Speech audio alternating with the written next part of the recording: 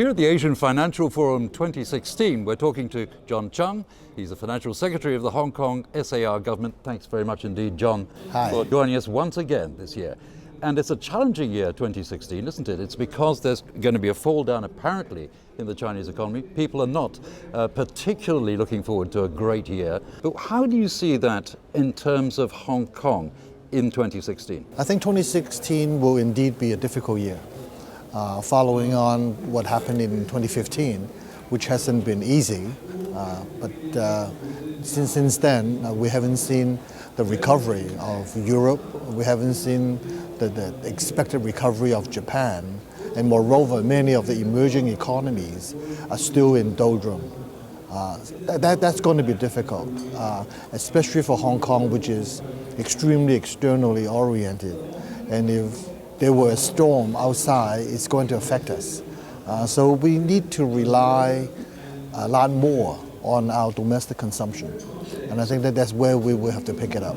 So looking at the GDP growth of 2016-17, do you see it at 2%, 3%, something more than that? Well, 2015, we were able to achieve probably around 2.5, 2.4, something like that.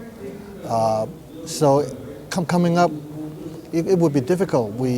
Achieving 2.5 could be challenging. Yes.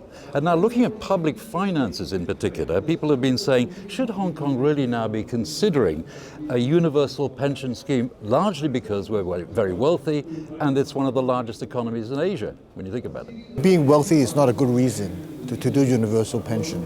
I think what we need to think about foremost is sustainability. Are we able to sustain that? And there are many examples in many rich countries in the world who are suffering from the implementation of universal pension.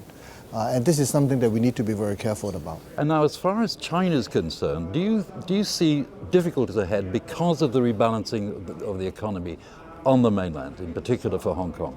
The rebalancing of the economy in the mainland is a positive thing. We need to look at it in the longer term, that with the rebalancing of the economy, with a lot more emphasis on domestic consumption and so forth, would be better off for China, for the region, for the world. John, one of the things that people have been talking about here at the 2016 AFF is the Belden Road initiative being undertaken by China. To what extent do you think Hong Kong, as a financial center, is going to benefit from that in the long term? The Belden Road is a long-term initiative. It will take some time for that to be fully realized. But we need to prepare for it.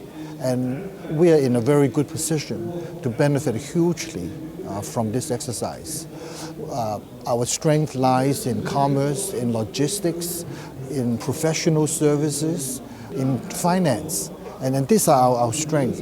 And this is exactly what the 65 countries along the Belden Road would need. So let's get ready and meet this challenge head on.